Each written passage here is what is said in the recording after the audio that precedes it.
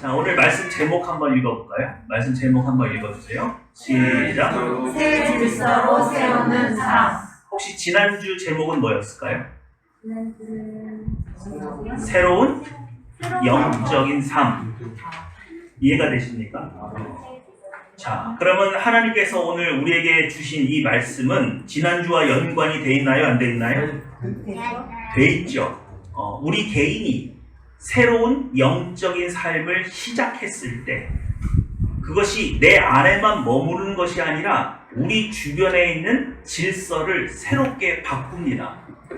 그리고 이렇게 질서를 바꾸어 가려고 할 때 내 안에 일어난 변화를 근거로 우리 가정을, 우리 직장을, 우리 교회를 변화시켜 나가려고 할 때 극렬한 반발이 생겨요. 새로운 질서를 가지지 않은, 새로운 영적인 삶을 시작하지 않은 사람들과 갈등이 생기겠어요? 안 생기겠어요? 생깁니다. 그들은 여전히 육체의 정욕을 따르는 삶을 살고 있고 우리는 하나님께서 주신 거룩한 새 본성으로 다시 살아가고자 하기 때문에 거기에서 첨예한 대립이 생기고 또 사탄의 유혹이 그 안을 파고들어서 우리를 왜곡하고 어렵고 다시 옛사람으로 돌아가게 만드는 일들을 행하게 되는 것이에요. 이해가 되시죠? 네. 내가 사실은 우리가 영적인 새로운 삶을 받아들이고 새로운 삶을 시작할 때에는 반드시 저항이 있어요. 근데 이 저항을 이상히 여겨야 돼요? 이상히 여기면 안 돼요? 이상히 여기면 안 돼요. 세상은 이런 거룩한 새 본성을 감당할 준비가 안 돼 있고 그것을 받아들이기 너무 힘들어하기 때문이죠. 여러분, 우리가 지난주, 지지난주 계속해서 하나님께서 우리의 영적인 상태에 대해서 처음에 가르쳐 주셨죠. 저는 불교에서 돌을 닦다가 하나님을 믿었기 때문에 하나님께서 성령님이 이렇게 우리 안에 오시면 우리가 완전히 거룩해지는 줄 알았어요. 근데 성경의 진술에 의하면 거룩해져요? 그냥 그래요? 네? 그냥 그래요. 그래서 그냥 그런 상태를 성경이 뭐라고 말을 하느냐? 육체의 정욕은 여전히 날뛰고 있고 그리고 그 안에 성령의 거룩한 성품이 들어와 있는데 이 둘이 서로 뭐예요? 싸워요. 그래서 우리는 뭐도 못하고 뭐도 못하는 상태예요? 완전히 죄를 따라서 죄를 지을 수도 없죠. 누가 우리의 발목을 잡으니까? 성령께서 우리의 발목을 잡으니까 옛날처럼 죄를 짓는 일도 시원치 않아요. 근데 그럼 반대로 하나님을 따르는 일에 그러면 능력이 있느냐? 그것도 아니에요. 뭐가 이제 발목을 잡아요? 육체의 정욕이 또 발목을 잡아요. 그래서 사실상 우리는 이렇게도 저렇게도 안 되는 애매모호한 상태가 되어 있다는 거예요. 그래서 차라리 안 믿을 때가 더 좋았던 거예요. 적어도 고민이 한 가지는 없죠. 거룩한 성품이 없으니까 그것으로 오는 스트레스가 없죠. 그리고 육체의 정욕은 단지 무슨 식욕이나 성욕이나 이런 것만은 아니라고 그랬죠. 그래서 우리 그런 거 잠깐만 복습하고 오늘 말씀으로 다시 들어갈 거예요. 여러분들 머릿속에 아주 그냥 지긋지긋하게 그냥 기억할 수밖에 없게끔 한번 넘어가 보도록 하겠습니다. 자, 이게 우리의 새로운 모습이죠? 우리 안에 뭣도 있고 네, 성령님도 계시고 새 본성도 있고 그리고 이 새 본성을 잘 정리한 건 뭐예요? 팔복이라고 말씀을 드렸어요. 자, 그런데 여전히 우리 안에 뭣도 있어요? 옛 본성, 육체의 정욕도 그대로 남아있다는 것이죠. 그래서 우리는 이렇게도 저렇게도 못하는 상태가 됐어요. 자, 육체의 정욕은 총 몇 단계가 있어요? 5단계. 5단계가 있습니다. 자, 1단계 한번 읽어볼까요? 시작! 생리적 욕구, 지나친 식욕, 성경, 수면욕, 게으름, 안전의 욕구, 무엇을 먹을까, 무엇을 이룰까, 어디서 살까, 안전과 건강에 대한 능력지심, 걱정, 두려움. 네. 아마 처음 믿는 사람은 이 단계에 넘어가기가 너무 어려울 거예요. 제가 성경을 잘 살펴봐도 이 두 번째 단계 넘어가는 게 제일 힘들어요. 안전하고 싶은 이 욕구가 내 마음을 사로잡아서 그래서 염려, 근심, 걱정, 불안, 두려움은 대부분 무슨 욕구에서 나와요? 안전에 대한 욕구, 안전하고 싶은 욕구에서 이 모든 것들이 시작되기 때문에 우리의 안전을 눈에 보이는 집, 먹을 것, 월급, 차 이런 것으로 확인하려고 하는 육체의 정욕 때문에 항상 염려, 근심, 걱정, 불안, 두려움의 문제는 해결되지 않는다. 해결되지 않는다. 심지어 출애굽을 해서 하나님의 놀라운 이적과 기적을 맛보고 홍해를 가르고 나온 이스라엘 백성도 40년 동안 광야에 있으면서 이 안전에 대한 요구를 떨쳐버리지 못했다. 못했다. 심지어 매일 뭘 먹는데도 만나를 먹는데도. 그럼 어떤 욕구가 채워지지 않는 거예요? 왜 매일 먹는데 왜 안전의 욕구가 채워지지 않아요? 네? 그렇죠. 낼 게 없죠. 보이지 않죠. 이 육체의 정욕은 무조건 눈에 보이는 뭘 원한다고요? 증거를 원한다고요. 그러니까 하나님이 얄궂은 게 뭐냐면 200만이 먹을 수 있는 빵 공장을 안 보여주는 거예요. 분명히 오는데 안 오는데. 오는데 빵 공장이 어디냐고. 그죠? 그건 보여줘요, 안 보여줘요? 안 보여줘요. 그래서 불안해요. 내일 또 온다는 보장이 합리적으로 이해가 되지 않아요. 우리 육체의 정욕을 볼 때 항상 여러분 생각하셔야 되는 것은 이 육체의 본능은 반드시 눈에 보이는 뭘 요구한다? 증거를 요구한다. 그러니까 여러분이 오늘 교회 생활을 하시고 신앙생활을 함에도 불구하고 하나님과 늘 대화할 때 눈에 보이는 증거가 없어서 안달복달하는 모습으로 하나님 앞에 나타나면 하나님은 여러분에게 기도의 응답을 주시기가 너무 어렵다고. 그래서 하나님은 여러분에게 뭘 요구해요? 믿음을 요구하는 이유가 바로 여기에 있어요. 믿는다는 얘기는 여러분이 육체의 본성을 따르지 않고 하나님이 여러분에게 새로 부어주신 새 사람을 입었다는 뜻이에요. 그래서 성경은 뭐라고 말합니까? 믿음이 없이는 하나님을 기쁘시게 할 수 없다. 오늘 여러분 마음속에 어떤 소원이 있어요. 그런데 그 소원을 가지고 염려, 근심, 걱정, 불안, 두려움을 가지고 나오면 하나님 앞에 여전히 여러분은 무슨 증거를 달래요? 눈에 보이는 증거를 달라고 육체의 본성이 하나님께 요청하는 거예요. 잘 들으세요. 하늘나라는 거룩한 새 본성을 가진 사람들만 들어가는 곳이에요. 육체의 정욕을 가지고 들어가는 곳이에요. 거룩한 새 본성을 가지고 들어가는 것이죠. 여러분 교회에 저 문을 들고 여러분 들어오셨을 때 육체의 본성이 반응하면 오늘 예배한 거예요? 안 한 거예요? 그거 안 한 거예요. 하나님 못 만나요. 육체의 본성은 하나님 앞에 기도하지 않고 비명을 지른다 그랬어요. 도대체 이게 뭐예요? 당신이 살아계신다는데 이게 뭡니까? 원망과 불평을 해요. 그러므로 여러분이 오늘 저 교회의 문 하나 건너오실 때에는 오늘 내 안에 있는 육체의 본성은 다 뭐하고? 내려놓고 육체의 본성에 반응하지 않고 그것을 성경의 다른 표현으로 십자가에 못 박고 오직 하나님이 여러분에게 새롭게 부여하신 새 성품만으로 이곳에 나올 수 있어야 오늘 여러분 하나님 만날 수 있고 예배한 거예요. 믿으시죠? 예, 우리 안에는 이 싸움이 있습니다. 이 싸움에 능숙한 사람이 되고 나서야 내 가족과 내 직장을 변화시킬 수 있는 하나님의 능력으로 거듭나게 돼요. 믿으시죠? 자, 우리 3단계 읽어볼까요? 시작! 소속과 열정의 욕구, 지나친 소유욕, 지배욕, 시기 질투. 4단계 존중과 명예의 욕구, 과시욕, 명예욕, 자존심, 절도와 교만. 5단계 자아 실현의 욕구, 무엇이든 자신이 해야 만족, 자기 주도권, 적극주의, 자녀를 앞세워 네, 이 모든 건 다 설명을 드렸어요. 그리고 육체의 정욕 안에는 자아 실현의 욕구가 있다는 것도 꼭 기억해달라 말씀드렸습니다. 이거 되게 고상한 욕구죠? 그런데 이 욕구 가지고는 하나님을 기쁘시게 할 수 있다고요? 없다고요? 없다고요. 이 욕구는 어떻게 변화가 돼야 돼요? 하나님을 드러내는 욕구로 바뀌어야 돼요. 우리가 자아 실현할 수밖에 없는 건 우리 안에 누구밖에 없어서 나밖에 없어서. 그런데 태초에 하나님은 우리 안에 나밖에 없게 만드셨어요? 누구와 함께하게 만드셨어요? 성령 하나님과 함께하게 만드셨어요. 그래서 우리는 하나님의 형상으로 지음받았어요. 사실은 우리는 나 자신을 드러내는 것보다 누구를 더 잘 드러내는 구조로 만들어졌어요? 하나님을 더 잘 드러내는 구조로 만들어졌어요. 그걸 믿으셔야 돼요. 자, 바꿨습니다. 그래서 새 본성이 바뀌었죠?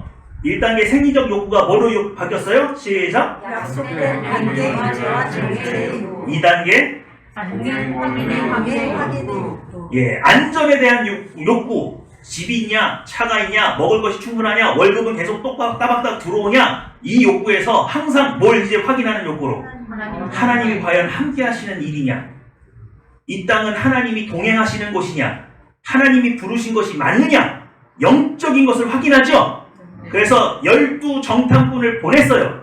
그런데 10명의 정탐꾼은 육체의 본성에 반응해서 눈에 보이는 증거만 가지고 왔죠. 그러나 단 2명의 여호수아와 갈렙은 어떤 증거를 가지고 왔어요? 영적인 증거. 어떤 거? 그렇죠. 그들을 지키는 그들의 신은, 보호자는 그들을 이미 떠났다는 영적인 상황을 보고해요. 그렇기 때문에 가나안 땅은 아무리 거대한 아낙 자손이 있어도 그들은 우리의 뭐다? 답이다. 그렇게 말을 했다. 이해가 되시죠? 그러니까 여러분이 이제부터 사회생활 하면서 일어나는 내가 감당할 수 없는 어떤 일들을 딱 겪었을 때 여러분은 눈에 보이는 증거를 찾아야 돼요? 눈에 보이지 않는 증거를 찾아야 돼요? 눈에 보이지 않는 증거는 어떤 거예요, 그러면? 영적인 어떤 상황? 내 안에 평강이 있느냐? 평강이 있다는 뜻은 누가 나와 함께 계시다는 뜻이에요? 하나님이 나와 함께 계시냐? 내가 이 일로 인해서 하나님께 기도드렸을 때 하나님이 이 일로 인해서 분노하시거나 진노하시거나 또 침착하시거나 나를 위로하시거나 어떤 행동을 하시나? 그죠? 이런 증거들로 내가 안전하다 불안전하다를 판단하는 거예요. 그리고 여러분은 영적인 생활을 새롭게 시작하셨죠. 그러므로 이제는 눈에 보이는 증거를 따르는 것이 아니라 어떤 증거를? 영적인 증거를 믿음으로 따르는 것이에요. 믿으시죠? 자, 3단계 시작. 받은 애정을 보고자 하는 여러분 3단계가 굉장히 중요한데 우리 신앙생활 할 때 보면 마음의 상처가 유독 많은 분들이 있죠. 또 예를 들어서 좋지 못한 부모님 밑에서 자란 아이들, 폭력하는 아버지 밑에서 자랐어요. 그럼 이 친구들은 어떤 게 어려우냐면 하나님이 아버지라는 사실 자체가 너무 힘들어요. 하나님을 누구라고 부르는 게 어려워? 아버지라고 부르는 게 어려워요. 하나님을 아버지라고 부르는 그 순간 하나님은 좋으신 하나님이에요? 무서운 하나님이에요? 무서운 하나님이에요. 이 내 마음에 있는 상처가 왜곡을 일으켜서 하나님을 좋으신 분, 나를 지켜주시는 분, 나를 사랑하는 분으로 받아들이기가 너무 어려워요. 그런데 이 상처는 육체의 정욕 가운데 있어요? 내 마음 가운데 있어요? 내 영혼 가운데 있어요? 말이 어렵죠? 육체와 마음 속에 있는데 여기 보세요. 다시 한번 읽어주세요. 시작. 받은 애정을 베풀고자 하는 요구. 우리가 하나님 앞에서 이 상처 때문에 싸우는 게 뭔 줄 아세요? 이런 거예요. 하나님, 내가 얼마나 아픈 줄 아세요? 내가 얼마나 많은 핍박을 받고 여기에 왔는지 아세요? 왜 당신은 살아계시면서 나를 안 지켜주셨어요? 이런 마음이 들어오면 이런 마음의 상처를 육체의 정욕이 붙들고 끙끙 앓고 있으면 하나님께서 여기에 아무리 크신 사랑을 부어줘도 상처가 나요, 안 나요? 안 나요. 우리의 거룩한 본성은 우리한테 뭐라고 말을 하냐면 저 십자가를 봐라. 저 고귀하신 분이 나를 위해서 저 십자가를 지셨다. 그분 앞에 내 상처를 보여주면서 내 상처가 훨씬 더 크거든? 그렇게 말할 수 있다, 없다? 없다. 못 박히신 손자국을 내밀면서 나를 잡아주시는 그 예수님이 내게 손을 내밀 때 너만 상처 있는 줄 알아? 나도 상처 있다! 이렇게 말할 수 있다, 없다? 없다. 그런데 육체의 본능은 그렇게 한다. 거룩한 새 본성은 오직 예수 그리스도께서 우리에게 베푸신 사랑의 원천값을 알아요. 얼마나 고귀한 희생인지를 알아요. 감히 그 앞에서 내 상처는 아무 말도 할 수 없다는 걸 알아요. 그런데 육체의 정욕이 내 마음을 지배할 때는 그 사랑을 거부해요. 그럼 어떻게 되는 거예요? 교회를 아무리 나와도 치유가 안 일어나요. 믿으십니까? 내가 받은 사랑이 훨씬 더 크다 적다? 크다. 그걸 새 본성을 따라서 받아들여야 비로소 내 마음의 상처가 치유되기 시작합니다. 이거 되게 중요한 거예요. 이해가 되시죠? 제가 이번에 이 육체의 정욕에 대해서 연구하고 막 자료를 취합하다 보니까 이런 결론이 나왔어요. 육체의 본성이 우리 마음을 주관할 때는 우리 영혼에, 우리 마음에 있는 상처는 치유된다, 치유되지 않는다. 절대 치유되지 않는다. 항상 원망과 불평을 내베풀 뿐이다. 그런 것들을 깨달았어요. 그러니까 이 새 본성을 받아들여야만 우리 안에 영적인 치유가 일어난다는 사실 여러분 꼭 깨달으셔서, 교회를 오래 다녔는데도 마음이 너무 강팍하고 아프고 자기밖에 모르고 상처에 막 끙끙 앓면서 사는 사람이 있으면 왜 저러지? 이해가 안 되는 게 아니라 이제는 이해하셔야 돼요. 저 사람이 여전히 무엇에 사로잡혀 있어요? 육체의 정욕, 옛사람을 뭐하지 못해서? 벗어버리지 못해서 그렇다. 자, 4단계 한번 보겠습니다. 시작! 주님과 내 높이받고자 하는 요구. 자, 여기서 높임받고자 한다는 건 누가 나를 높이실 때까지? 하나님께서. 하나님께서 나를 높이실 때까지. 내 힘으로 내가 막 정복해서 막 무슨 권모술수를 써서 짓밟고 올라가는 것이 아니라 하나님께서는 분명히 살아계시고 여러분을 연단하세요, 안 하세요? 하세요. 왜요? 성장시키시고. 그렇죠. 여러분은 예수 그리스도에까지 성장시키시는 하나님이 계시고, 그 하나님은 여러분을 반드시 하나님의 형상으로 회복시키시길 원하기 때문에, 그래서 연단이 끝나면 이 세상에 드러내신다, 안 드러내신다? 드러내신다. 그걸 믿어야 돼요. 아멘. 많은 신자들이 어디서 넘어지는 거예요? 고난은. 연단을 기다리지 못하고 중간에 넘어지는 거예요. 이해가 되시죠? 네. 자, 5단계 시작! 자신을 배우고 하나님의 형상을 네, 나를 드러내기보다 내 안에 계신 누구를, 하나님을 증거하고 높이고 나타내기를 원하는 욕구가 우리 안에 새로 들어왔어요. 자, 여러분, 이렇게 구분하는 이유는 내가 지금 무엇을 찾고 있지? 눈에 보이는 증거를 찾고 있나? 아니면 하나님께 믿음을 구하고 있나? 이런 것으로 내가 새 본성을 따르는지 옛 본성을 따르는지도 알 수 있고, 또 하나, 내가 무슨 애정의 욕구나 내 안에 시기와 질투가 일어나는 걸 내가 알면서도 내가 어떻게 하지 못하는 내 안에 시기 질투가 일어난다. 그럼 나는 무슨 욕구 때문에 이러는 거예요? 자존과 존중과 애정의 욕구 때문에. 그렇죠? 그러니까 이런 걸 통해서 내가 뭐 때문에 하나님 앞에 지금 나가지 못하고 있느냐, 하나님 육체의 정욕에 휩쓸리고 있는지를 확인하라고 여러분에게 이 모든 것을 말씀을 드리고 계속 반복하고 있는 거예요. 그런데 여러분, 이렇게 반을 갈라냈을 때 이쪽은 우리 새 본성이죠? 이쪽은 옛사람이죠? 네. 그런데 진짜 중요한 게 뭐냐면, 내가 새 본성대로 살 거냐 옛 본성대로 살 거냐는 의지의 문제인가요? 다시 한번요. 여러분 안에는 옛 본성도 있고 새 본성도 지금 있죠? 그런데 내가 새 본성을 따라 사는 게 쉬워요? 옛 본성을 따라서 사는 게 쉬워요? 옛 본성. 왜요? 여태 익숙한. 그렇죠. 이거는 습관 때문에 그래요. 그런데 이 습관을 이기고 새 본성대로 살려면 여러분 안에 뭐가 있으면 좋을까요? 뭐가 있으면 좋을까요? 열심히 노력해야 돼요? 아니요. 하나님의 은혜가 있으면 돼요? 여러분 안에 어떤 특별한 변화가 일어나야 돼요. 순종이죠. 근데 그 변화의 핵심은 뭐냐면 새 본성을 사는 것을 기뻐해야 돼요. 아멘.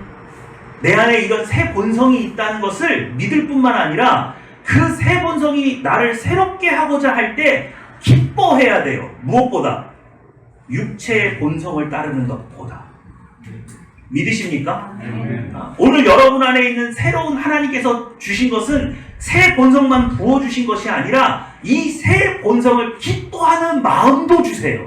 네. 오늘 그 마음을 얻어가야 돼요.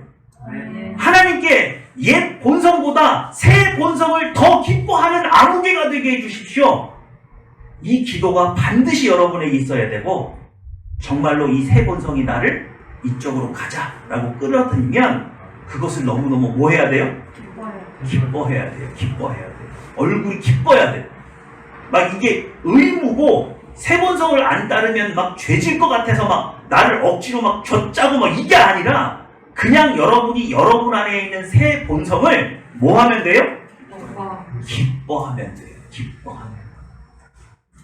우리가 육체의 본성을 쉽게 따르는 이유는 육체의 본성을 따르는 걸 기뻐하기 때문에 그래요. 우리가 바뀌어야 돼요. 내 의지가 바뀌어야 돼요. 의지가 새 본성을 기뻐하는 방향으로 바뀌어야 돼요. 네. 믿으시죠? 네. 오늘 하나님께서 여러분에게 베풀어 주실 은혜입니다. 네. 오늘 이 예배를 통해서 그 은혜를 꼭 받으셔야 돼요? 안 받으셔야 돼요? 받아야 돼요. 받아야 돼요. 자, 우리 정탐꾼에게 일어났던 것들, 말씀을 다 드렸으니까 넘어가겠습니다. 자, 그런데 오늘 에베소서 4장 4절 말씀 한번 읽어볼게요. 여기 써 있는 거, 이 앞에 있는 이거 화면 보세요. 4장 4절입니다. 오늘 17절부터 읽었죠? 나 4장 4절을 안 읽었어요. 읽어보세요. 시작. 하나님 성령과 분이시니 이와 같이 너희가 부르심의 한 소망 안에서 부르심을 받아들이라. 오늘 하늘평화 교회에 나오신 여러분은 누구에게 부르심을 받은 거예요? 하나님께. 그렇죠? 하나님께서 여러분을 부르신 것은 옛 본성을 따라 죄짓고 지옥으로 가는 삶을 돌이키셔서 새 본성을 주시고 여러분을 어디로 이끄시려고? 천국으로 이끄시기 위함이죠. 믿으십니까? 그러니까 여러분은 지금 거룩한 새 본성에 반응해서 여기 나오신 거예요. 내 육체의 본성은 오늘 좀 더 쉬자. 오늘 다른 거 할 일도 많잖아. 여행 갈까? 스트레스 좀 풀자. 여러 가지로 내 의지를 흔들어 놨을 터인데 여러분 안에 있는 새 본성이 반응을 해서 거룩한 본성에 이끌려서 지금 여기에 나오신 거예요. 믿으시죠? 네. 그럼 이제부터 여러분은 새 본성으로 살아야 돼요? 옛 본성으로 살아야 돼요? 그렇죠. 새 본성으로 새로운 삶을 살라고 하나님이 여러분을 부르셨다. 믿으시죠? 네. 자, 그런데 요거 새 번역으로 한번 읽어볼게요. 새 번역입니다. 시작. 그리스도의 몸도 하나요 성령도 하나입니다. 이와 같이 여러분도 부르심을 받으셨으되 그 부르심의 모임에서 소망하고 하나였습니다. 우리 개역 개정과 새 번역은 어느 부분이 틀린가요? 한 소망 안에서 부르심을 받았느니라 라고 끝났죠. 네. 그런데 새 번역은 어떻게 돼 있어요? 목표인 소망도 하나. 그 부르심의 목표인 소망도 뭐였다고요? 하나였대요. 그게 무슨 말이냐? 여러분이 하나님의 부르심에 응답해서 여기에 나왔을 뿐만 아니라 여러분이 하나님 앞에 이렇게 모여 있을 때에는 한 가지 목표가 생겼다는 거예요. 그게 뭐예요? 그게 뭐예요? 새로운 영적인 삶을 시작하기로, 그것이 내 인생의 뭐가 됐어요? 목표가 됐어요. 목표가. 믿으십니까? 여러분에게 뭐가 됐다고요? 목표가 됐다고요. 오늘 이 부르심에 응답해서 여기에 나온 여러분 안에는 새로운 목표가 생겼어요. 그리스도에게까지 자라야겠다. 앞으로는 새 본성을 따라서만 살아야겠다. 이 두 가지 목표가 여러분 안에 딱 들어와 있어야 돼요. 믿으시죠? 그게 복음입니다. 복음이 여러분에게 들어오면 새로운 목표를 줘요. 내 인생의 목표는 성공이야. 내 인생의 목표는 뭐야? 나는 뭘 남기는 거야? 이런 모든 목표들이 다 사라지고 여러분 안에 새로운 목표가 생겼다는 거예요. 그 목표가 여러분의 목표입니까? 네? 맞아요? 네, 아멘 하실 수 있어야 돼요. 네, 여러분 오늘 헌금하셨잖아요. 네? 제가 여러분 헌금 기도할 때 항상 뭐라고 그래요? 우리와 우리의 예물을 받아달라고 합니다. 헌금 시간은 돈을 드리는 시간이 아니에요. 헌금은 내 마음을 대표하는 거예요. 성경은 뭐라고 말해요? 물질이 있는 곳에, 돈이 있는 곳에 내 마음도 있다 그러죠. 그래서 이 헌금을 통해서 내 마음을 드리는 시간이에요. 그러니까 돈만 내면 돼요, 안 돼요? 반드시 뭘 드려야 돼요? 마음을 드리는 거예요. 오늘 하나님께서 이 예배를 통해서 여러분에게 받고 싶은 예물이 있어요. 그게 뭐냐? 예수 그리스도께까지 자라는 거, 그리고 새 본성을 따라 사는 이 목표 외에 다른 어떤 목표가 있으면 오늘 이거 다 여기다 넣으세요. 오늘 우리가 이 예배를 통해서 하나님을 기쁘시게 하는 헌물은 여러분 안에 다른 어떤 목표를 다 내려놓는 거예요. 믿으시죠? 아멘. 오늘 그거 하실 수 있으면 여러분 진짜 예배 드리는 것이고, 그리고 늘 말씀드리지만 이 땅에서 신앙생활 제대로 하느냐에 따라서 하늘나라에서 해같이 달같이 별같이 빛나는 것이지, 죽고 난 다음에 해같이 빛나고 달같이 빛나고 별같이 빛나는 일은 있다고요, 없다고요? 절대로 없다고요. 여러분은 이 시간으로 이 땅에 살지만 천국의 삶을 살고 계신 것이지, 이 땅의 질서에 속해 있지 않기 때문에 여러분은 이미 천국과 연결되어 있어요. 여기에서 하나님 앞에 온전히 나를 드릴 수 없고, 이 새로운 목표를 향해서 내가 살지 않는데 천국에서 해같이 빛나고 달같이 빛나는 일은 절대로 일어나지 않는다. 내가 살아있는 이 동안에 예수 그리스도를 나의 구주로 고백했을 때 우리가 그 천국에 들어가는 것이지, 대충 믿다가 하나님 나라에 들어가는 일은 없다. 그러니 여러분은 이미 천국 백성이고 하늘나라의 질서에 속해 있다는 사실을 꼭 기억하세요. 그래서 우리는 세상 사람과 같을 수가 없어요. 다시 그 질서에 들어갈 수 있다고요, 없다고요? 없어요. 없다고요. 자, 우리 에베소서 4장 13절에서 16절을 다시 한번 읽어볼까요? 에베소서 4장 13절에서 16절입니다. 제가 먼저 읽을게요. 교독해 주세요. 다 찾으셨죠? 네. 우리가 다 하나님의 아들을 믿는 것과 아는 일에 하나가 되어 온전한 사람을 이루어 그리스도의 장성한 분량이 충만한 데까지 이르리니, 이는 우리가 이제부터 오래나이 것하지 아니하여 사람의 속임수와 간사한 유혹에 빠져 온갖 교훈의 풍조에 밀려 요동하지 않게 하려 함이라. 오직 사랑 안에서 참된 것을 하여 범사에 그에게까지 자랄지라. 그는 머리니 곧 그리스도니라. 내게서 온 몸이 각마디 통하여 도움을 받음으로 연결되고 결합할 때 각 자체의 분량대로 역사하여 그 몸을 살아게 하며 사랑 안에서 스스로 세우느니라. 아멘. 여러분 13절 말씀에 보면 그리스도의 장성한 분량까지 자란 사람을 뭐라고 그래요? 온전한 사람이에요. 성경이 말하는 온전한 사람은 예수 그리스도에까지 자란 사람이에요. 믿으시죠? 근데 만약에 예수 그리스도에까지 자랄 수 있는 기회가 있었는데 그 기회 동안에 자라지 못했어요. 그럼 그 사람은 뭐라고 말합니까?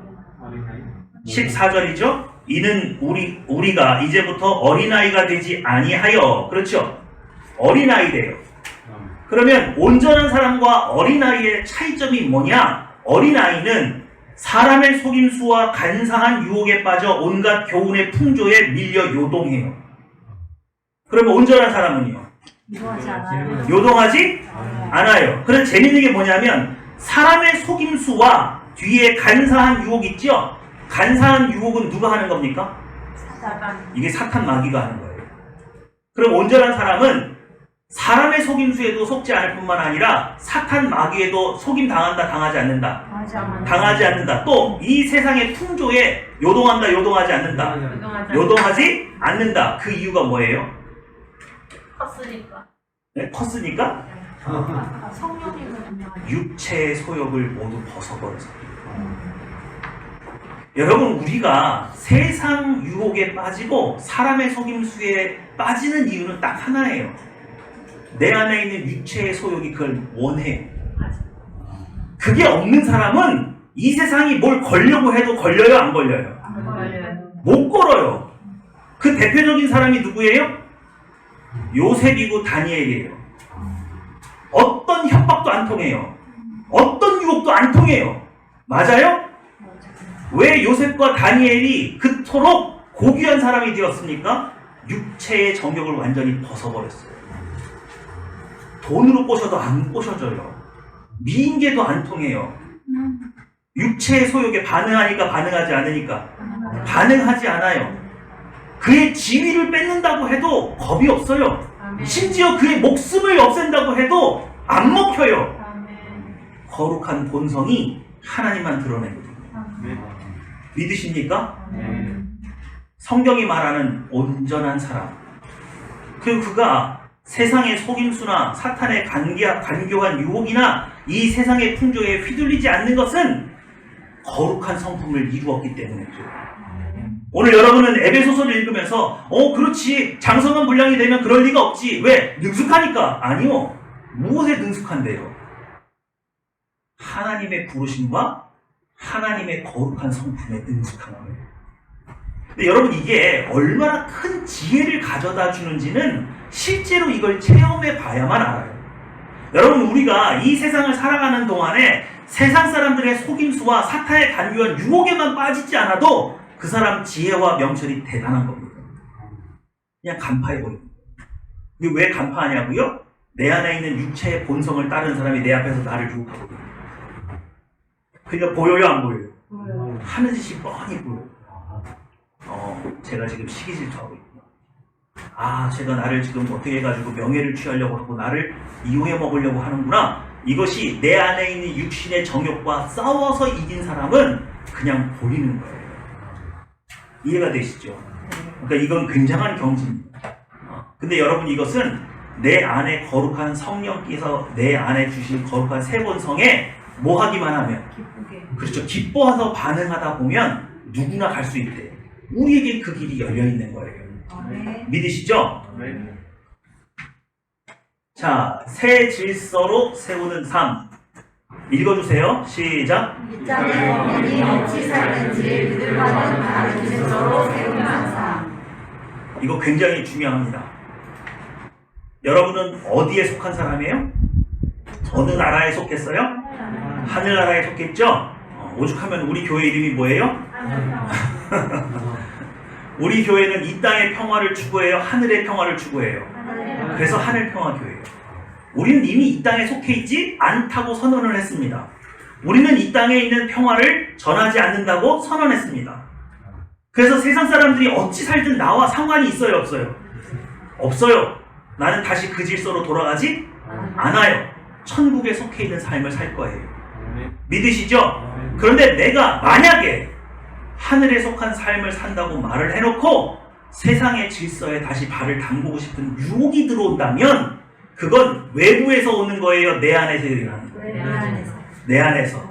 내가 다시 뭐에 휘둘리기 시작하는 거예요? 육체의 정욕에 휘둘리기 시작하는 거죠. 그때 나는 세상의 질서로 돌아가 버려요. 그것은 외부에서만 일어나는, 사탄의 유혹으로만 일어나는 일이 아니라 내 안에 내홍이 있어요. 내 안에 사탄의 유혹을 받아들이는 통로가 있어요. 바로 육체의 정욕을 온전히 벗지 못하면 나는 옛 질서로 돌아가고자 하는 욕구가 생깁니다. 자, 에베소서의 구조가 재밌어요. 여러분, 우리 오늘 몇 절부터 읽었어요? 17절부터 읽었죠? 자, 1번 보시면 17절에서 24절까지 무엇을 얘기하고 있냐면 옛사람과 새사람에 대해서 이 말을 해요. 그런데 성경이 오늘 에베소서가 우리에게 뭐라고 말을 하냐면 옛사람은 뭐 해버리래요? 벗어버리래요. 그리고 새사람은 이물해요. 여러분, 제가 대학로에 있으면서 믿는 연기자들을 참 많이 만났는데 그분들이 무대에 섰다가 내려왔을 때 일상으로 돌아가지 못하고 그 역할에 매여 있는 걸 너무 많이 본 거예요. 말투가 아직도 무대에서 안 내려왔어. 네? 그런 사람 보셨어요? 저 많이 봤어요. 그 어떤 친구가 기독교 연기론이라는 책을 저한테 잠깐 보여줬는데 거기에 핵심이 뭐냐면 연기자는 입는 게 아니라 걷는 게 중요하대요. 입는 건 뭐예요? 새로운 배역을 뭐 하는 거예요? 받아들이는 거죠? 근데 새로운 배역을 받아들여야 연기를 할 수 있잖아요. 근데 문제는 무대에서 내려왔을 땐 뭐 해야 되는데? 이걸 뭐 해야 돼요?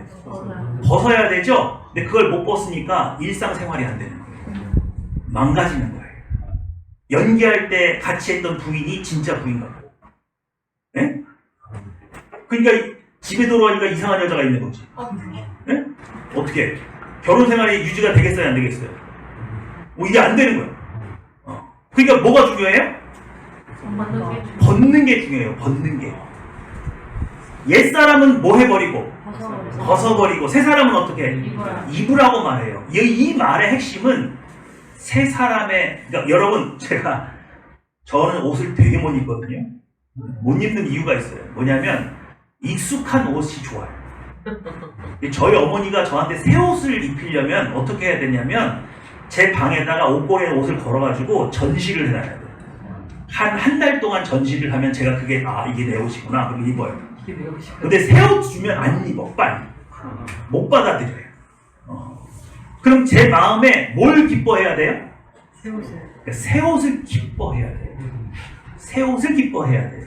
근데 우리가 여러 가지 이유로 예수 그리스도로 말미암아 입은 새 옷을 안 기뻐하는 거예요. 이 옷을 입는 그 순간 세상 사람들과 나는 같아요, 틀려요?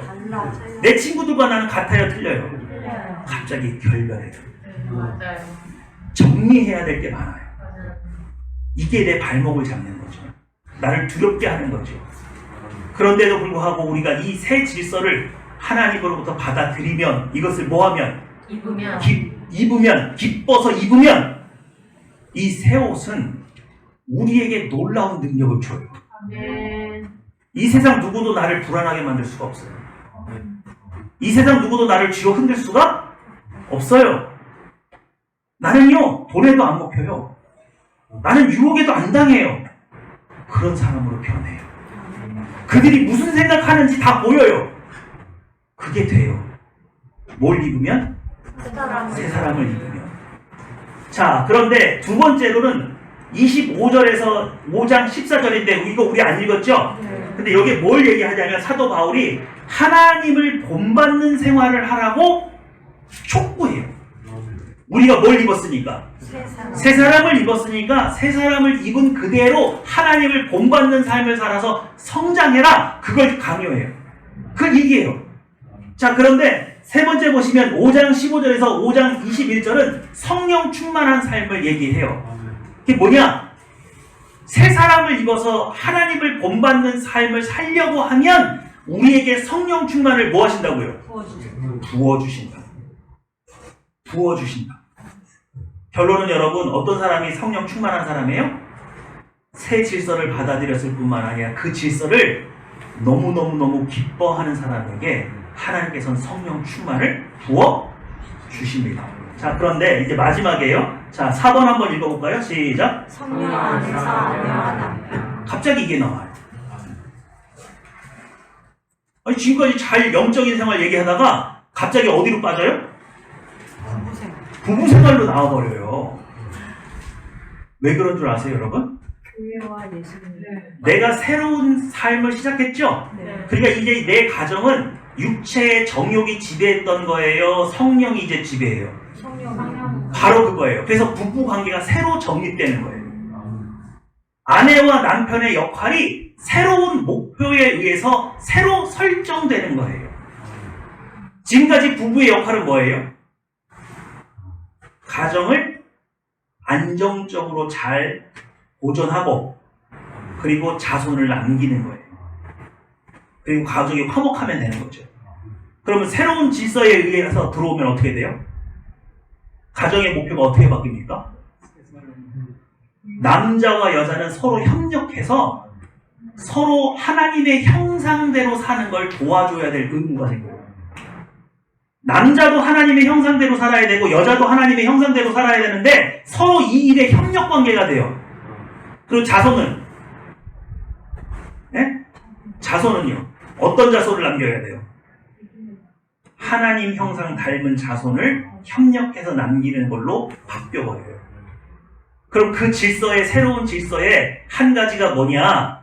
이 세상은 페미니즘을 얘기하고 뭘 얘기하든 상관하지 않고 성경은 뭐라고 말해요? 아내들에게 남편에게 순종하라고 얘기해요. 그럼 이 남편이 너무 존경스럽고 잘나서? 아니요. 그게 아닌데 순종하래요. 그게 여러분 여자가 하나님의 형상을 회복하는 데 도움이 된다는 거예요. 믿으십니까? 네. 남자에게 뭐라고 말해요? 사랑. 내 자신과 같이 아내를 뭐 하래요? 사랑하래요. 아내가 사랑스러워서? 아니겠죠. 그렇지 않아도 그렇게 하는 것이 내 안에 있는 하나님의 형상을 회복하는데 유익을 준대요. 믿으십니까? 그 가정이 이 새 본성에 의해서 새로운 질서로 다시 가정이 회복되는 거예요. 이제 자식을 보면서 야, 우리 아들이 서울대를 가냐, 우리 아들이 출세를 해가지고, 이게 아니라 얘가 누굴 닮았냐? 하나님. 과연 하나님을 닮았냐? 이제 성장하는데 키만 보는 거예요? 뭐도 보는 거예요? 영적 성장. 영적인 성장이 계속 이루어지고 있냐? 그게 되게 중요한 게예요. 믿으십니까? 네. 그러니까 여러분, 내 안에 새로운 성품을 받아들이는 것이 그냥 내 안에만 머무는 것이 아니라 그것이 뭘 변화시켜요? 가정. 그죠? 자, 볼게요. 자, 6절, 1절에서 4절은요, 갑자기 부모와 자녀 관계를 다시 정립하게 만듭니다. 그리고 6장 5절과 9절은 종과 상전의 관계를 다시 정립해요. 종들에게 말하는 거예요. 상전을 뭐 해라? 잘 섬겨라.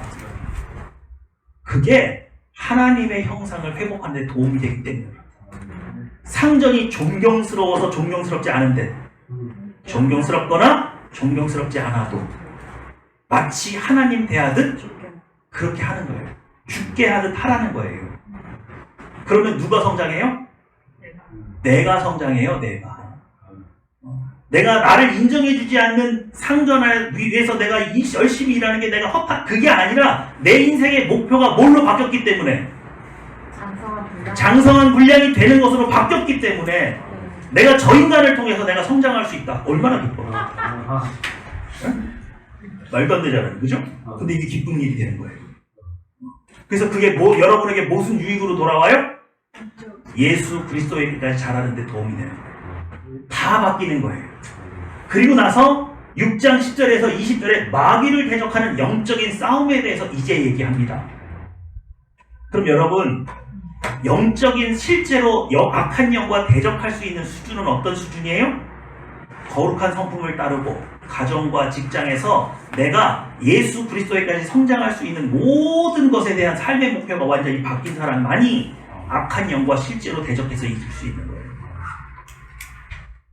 마지막으로 인사와 축복을 하고 그리고 에베소서가 마무리가 돼요. 믿으시죠? 새로운 본성이 우리 안에 들어와 있어요. 내가 그 본성을 기뻐합니다.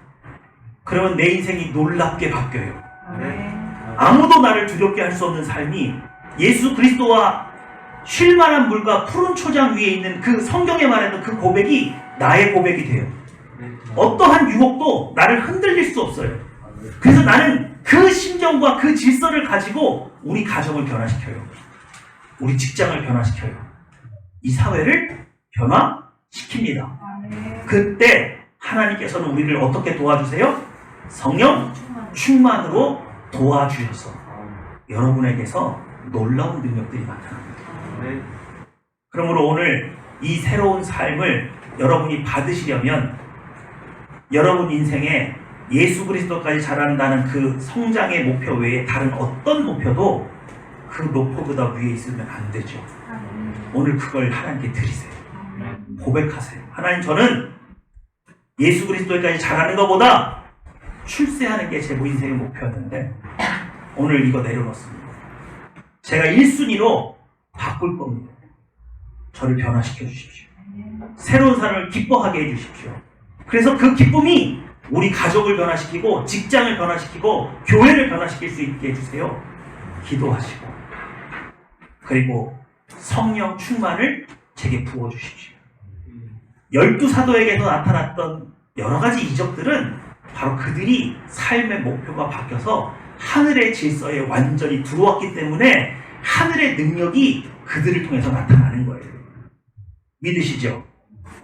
여러분 모두 그런 삶을 살 수 있어요. 오늘 그 삶을 사모하는 마음으로 아버지 하나님께 나아가기 원합니다. 기도하겠습니다.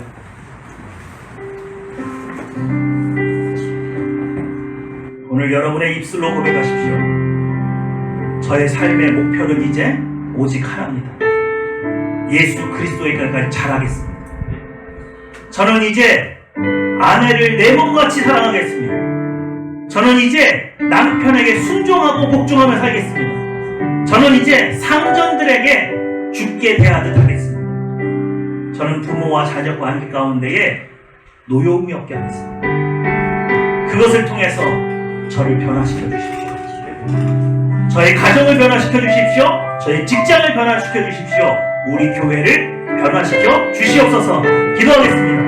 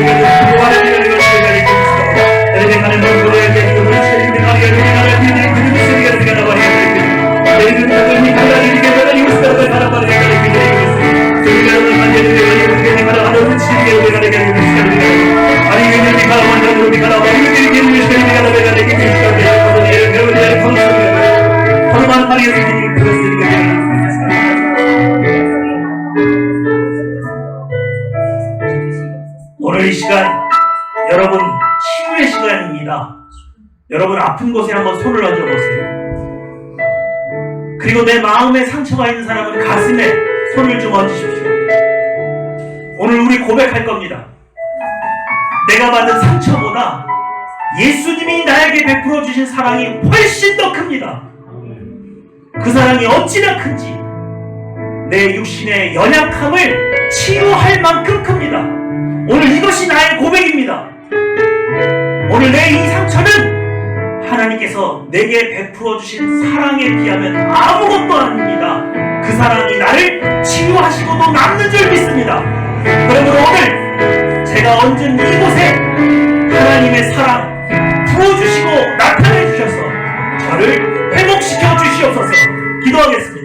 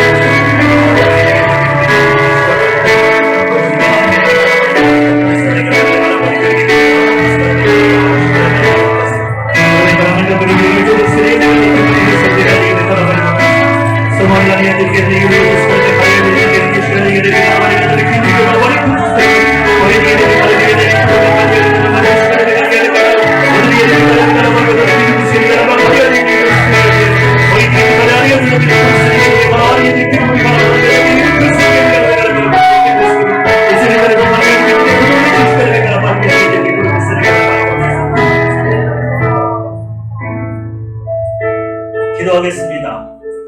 사랑과 인자가 충만하신 아버지 하나님, 오늘 이 예배를 통해서 옛사람을 벗어버립니다. 오직 하나님께서 새롭게 하신 새 사람을 입습니다. 우리는 이 새 사람을 기뻐합니다. 이 새 본성을 기뻐 따릅니다. 우리 안에 성령 충만을 허락하여 주사 오직 예수 그리스도까지 자라게 하여 주시옵소서.